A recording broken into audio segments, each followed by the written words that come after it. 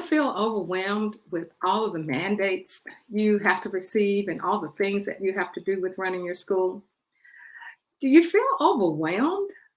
And what's worse, are your teachers complaining because everything you ask them to do feels like it's just one more thing added to their list? Right? And what if you can ease that burden? What would it take to ease that burden? And what if you could add creativity to the mandates? That's right, add creativity to the mandates. And what if you could get the job done and take the sting out of your data results? If you're like me.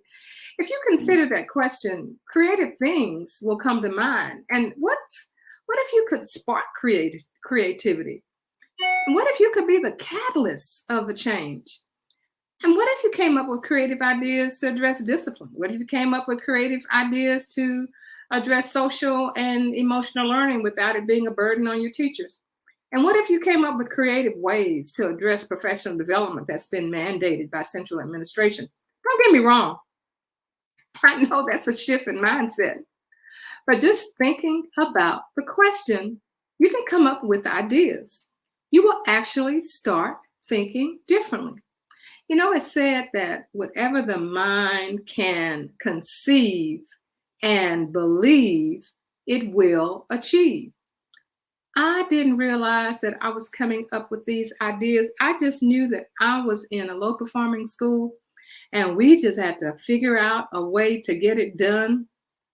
And the question, was asked, how can you be creative and how can you be creative and get the job done? So why do you think being creative is just too much? That's the question. So what we'll be discussing today is how principals can spark creativity and be the catalyst for change. Welcome to another episode of Principals on the Come Up, where we transform schools into hallelujah success stories. So join me today, and we're going to have this discussion, and we're going to peel back the onion on three things. And the first is, how can principals add creativity to reduce discipline issues? And the second is, how can principals use creativity to address teacher professional development? The mandates. And how can principals use creativity to enhance interventions? And we all have that going on, interventions. How can we use creativity to enhance the interventions? Hi, my name is Barbara Polk, and I'm known as a turnaround principal.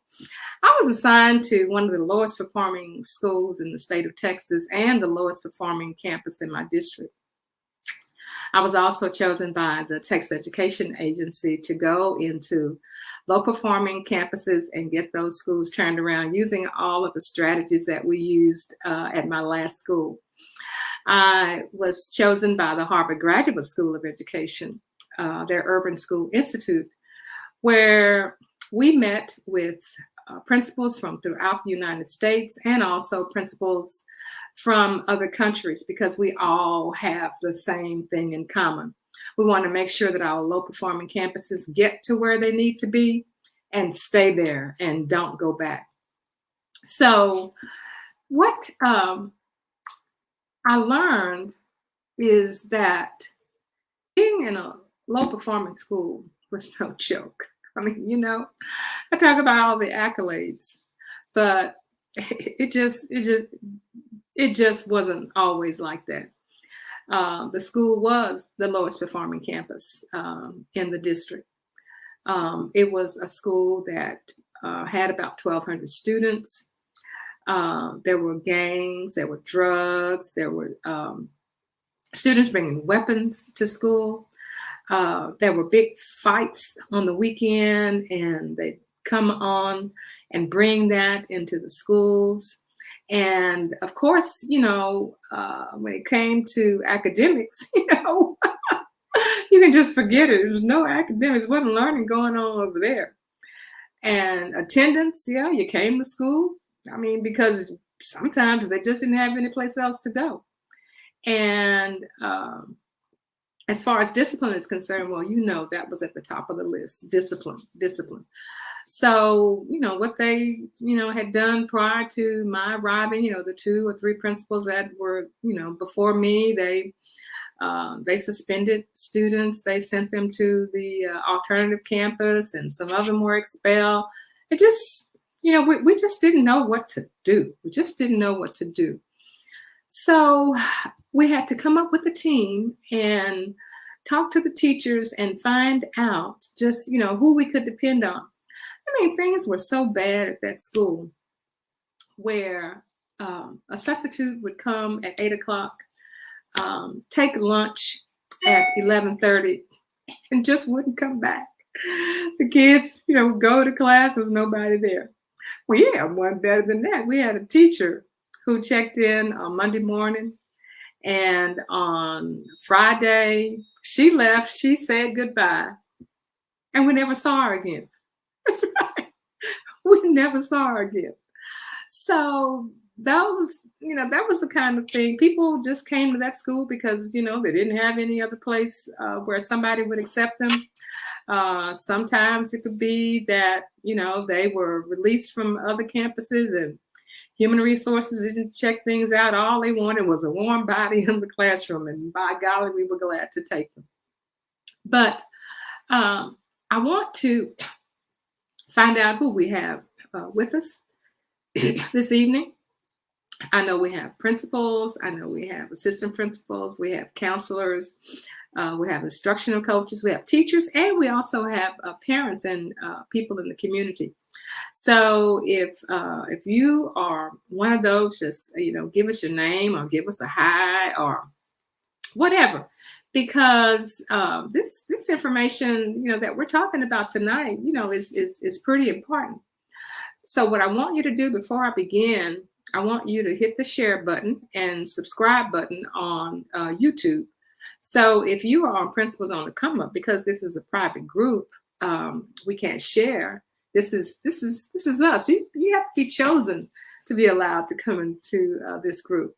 But we do have Barbara Ray Polk Consulting, where you can go there on Facebook. And we also have YouTube, Barbara Ray Polk, and just hit that share button and you can see us on YouTube.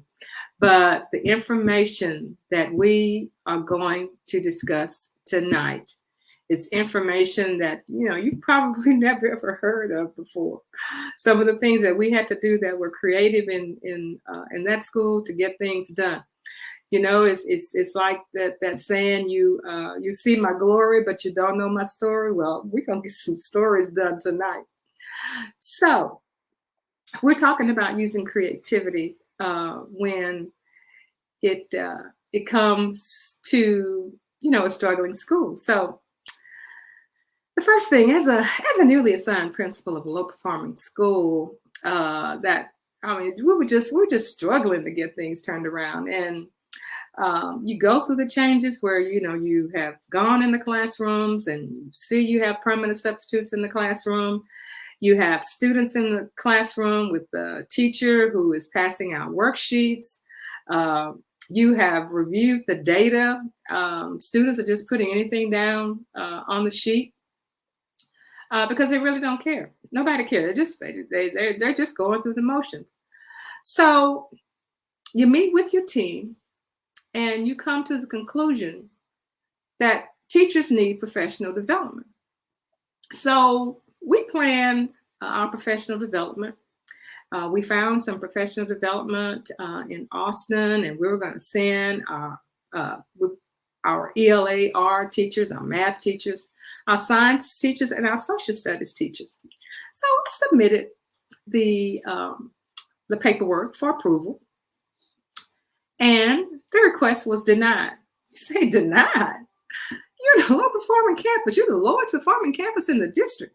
And you say that it was denied? I don't understand that. That's right. That's right. So, I just couldn't understand it. So I called my supervisor and I asked her, I said, well, our teachers need professional development. But you've turned it down. You've turned it down. I just can't believe that. So I talked to my instructional coach and I talked to, my leadership team. And I told them, I said, well, they just turned it down. And they just looked at me and they said, "Are you going to accept that? Do you want to turn this school around? Do you know what these teachers need?" I said, "Yeah, I do." Well, I mean, we can't get the job done, if we're getting turned around and you're not doing anything about it. I said, "Whoa, I'm going to do something about this. I am going to become creative." So I made an appointment with my supervisor. And to be honest with you, I went to her with something else, another assignment that she had given us, and I turned it in and I said, "Oh, by the way, while I'm here, I really want you to reconsider that request for professional development because my teachers really need it." And she said, "Oh, I just knew you were going to ask me that again. But I have not approved that." And the superintendent and the assistant superintendent, they have all concurred that, they are not going to that training.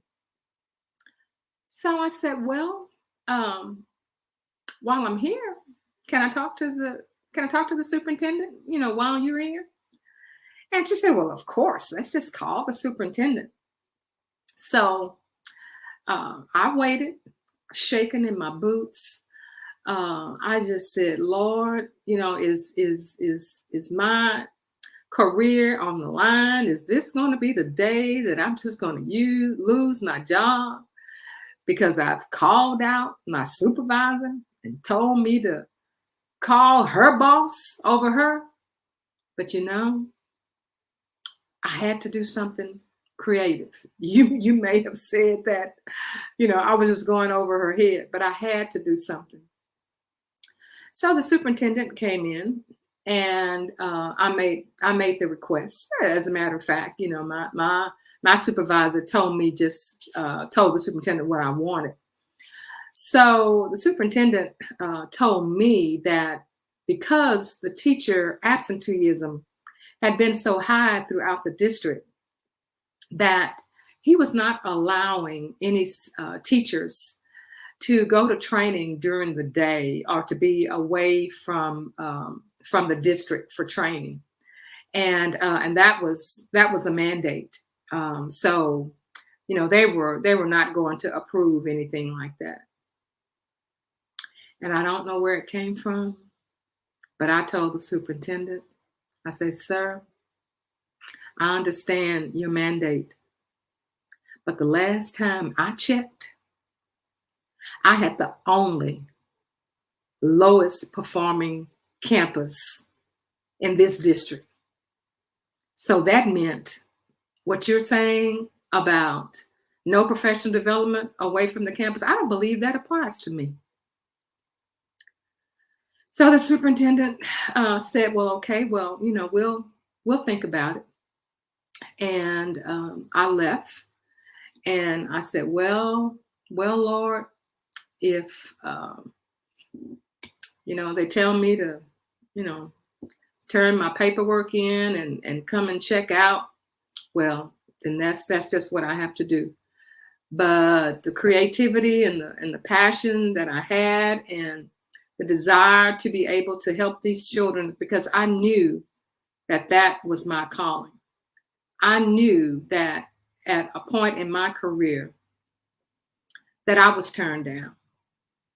I knew at a point in my career, no one helped me. No one went the extra mile for me. No one did anything extra for me. I was just left to fail. And I believe that these students were like me, the way I was at one point in my life in education. And they needed me. And I was not going to let them fail. And I was going to do everything I knew possible to get them to be successful. So I left, went on back to the campus. And by the time I got back to the campus, My secretary told me, your supervisor just called and said that the professional development for the teachers have been approved. I said, wow, wow, wow. What the mind can conceive and believe, it will achieve. All right. So let's look at another issue. And by the way, those teachers were outstanding. They went to that training. They brought that training back. They taught each other how to do all the things that we needed in order to get those grades up and that campus turned around. Another issue I had, of course, was discipline. You say, oh, really? You had discipline? Of course we had discipline problems. We had drugs, we had guns, we had gangs. Of course we had discipline problems. And, this was before I knew about restorative practices. And, restorative practices just hadn't made it to my school. The teachers were complaining about the kids. They couldn't teach because of discipline issues. And we're talking about sixth grade through eighth grade. They were writing referrals. They were sending students to the assistant principal's office. We were suspending students. We were sending students to the alternative campus. But guess what? They would all come back. They would all come back. And when they came back basically the same way they left. They just taken a vacation. So I had to figure out what to do. The teacher said we cannot teach with this constant disruption. We know it's a low performing campus. We know the history of the campus. So we have to do something. So me with, myself, I had heard about boot camps, and I said, well, why can't we do a boot camp on this campus? Why can't we do that? We have the same 20 to 25 students in grades 6 through 8 that are causing a disruption every day, or at least for days that they're not suspended. Parents are getting tired of receiving telephone calls. Parents don't know what to do. We need to have some training for parents. They don't know what to do. They send them to us because we're the professionals. They don't know what to do. So we started a boot camp.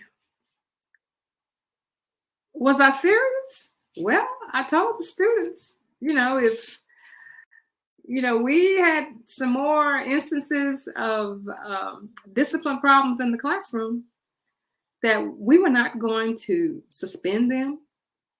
We were not going to send them to the alternative campus. We said, we're not going to be calling your parents. What we're going to do, we're going to have a boot camp right here on campus where you can get the education that you need, where you don't have to worry about disturbing other people, and you will be able to have a perfect attendance, because if you don't come to school, then we're going to go and we're going to look for you. Did that make sense? Well, my pain was all the students that were being suspended, all the students that were being referred, all the students who weren't passing the test. That was my pain. And boot camp eased that pain. As a matter of fact, the kids were talking about it on the school bus, and one of the school bus drivers, he came to the entrance of the building and he saw me and he said, I've heard about your boot camp, and I was just wondering if you'd be interested, to have a volunteer. So I asked him about his background, and he said that, his background was military, and that he was a drill sergeant, and that he would be happy to be a part of our boot camp. Oh my goodness, a boot camp. Yeah, a boot camp. So I got a permanent substitute. We came up with our schedule. We followed the standard curriculum. And when you are creative and you help your teachers will help you. So what the teachers said during their conference period, that they would go to the area where we had boot camp, and they would teach the instruction. They would teach whatever it was. So if it was 8th grade math, if it was 7th grade science, if it was 6th grade ELAR, they came and they taught. They came and they actually taught.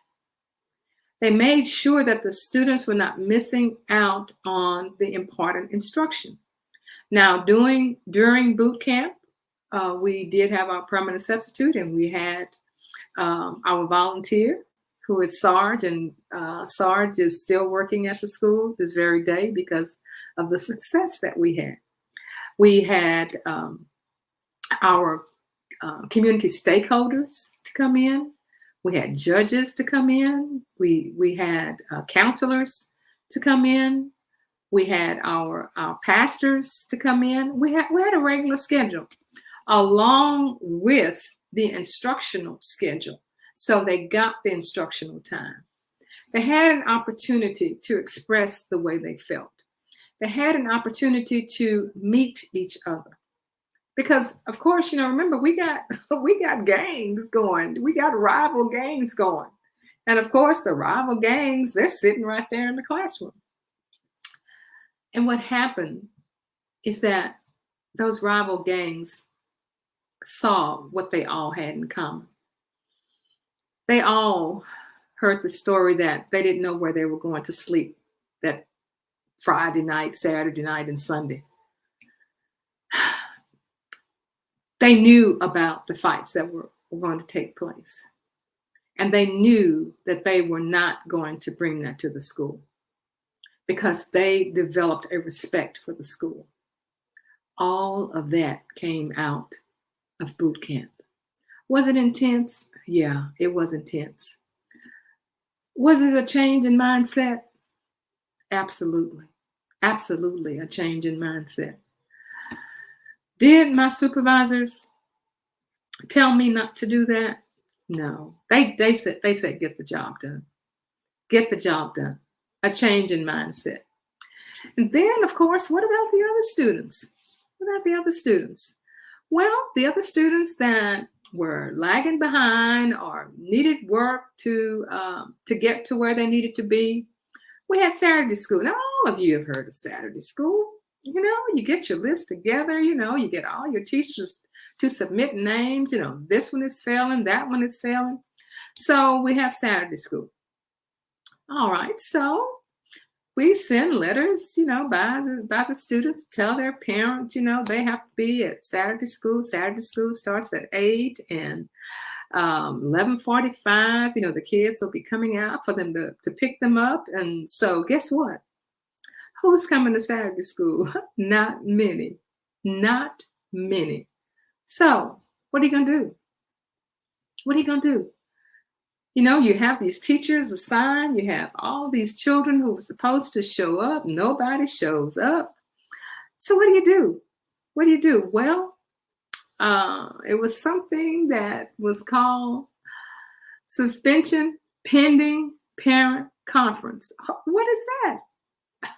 Something else creative. Suspension pending parent conference. So here's what we did. So on the Friday, we brought everyone into the cafeteria whose name was on the list. And we told them that they had to go to Saturday school because their grades were low. And remember, at the time, we're also building our culture where we're getting to the point where students want to excel. They want to do well. We are recognizing them for doing well. So we say, if you don't come to Saturday school, then on Monday morning, when we check your name off the list, you're going to be suspended pending parent conference. That means that you have to have a parent to come with you to explain why you didn't come to Saturday school. Now, if you know right now that you have a family issue, or if you have problems with transportation, or if you have a family event, just raise your hand right now. Let's go on and call your parents to verify that information or another family member.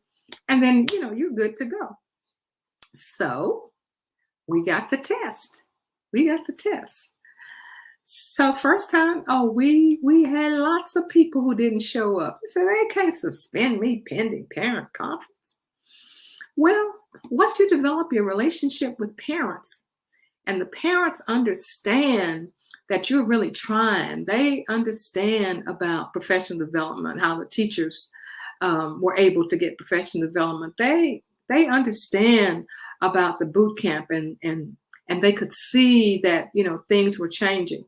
So when it came to suspensions pending parent conference, of course you had a few parents. They were a little upset. I mean, if you can't handle upset parents being in this kind of business, you're in the wrong business. You're in the wrong business, even though we're all in here together for the same purpose. We have the same mission.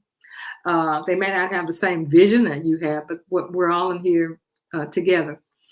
So we explained to parents just what was going on. And by golly, after 2 or 3 Saturdays. Oh, and one other thing. Transportation told us that they couldn't pick kids up. All right, we're a Title I campus. They said they didn't have drivers. They couldn't pick kids up to bring them to Saturday school. So what did we see happening? We saw kids riding their bicycles. We saw kids doing the old-fashioned one driving and one sitting on the steering wheel. They're just coming. We had parents with 5 and 6 kids in a car. We fed them. We gave them lunch. We recognized them. It wasn't the same old everyday worksheet. They did hands-on activities. They did fun things. And one kid asked, why can't we have fun like this every day? So why can't we? Why can't we have fun like this every day? Yes, we can. Yes, we can. But you have to have the creativity. You have to have the support. If you want to see things change, you have to have the courage to bring the transformation. And creativity brings the kind of courage that you need in order to transform your schools. So, my assignment to you, principals, this week is to be the spark. Is to be the spark to bring about the change. Be the catalyst. Be the catalyst for change. And you will see, and it's not going to happen all at once. You will see, bringing that creativity and bringing that catalyst and knowing that what the mind can conceive and believe, it will achieve. If you're not a member of Principals on the Come Up, just do a request and I'll let you in. I'm available for a discovery call as I go into schools and help principals with other schools.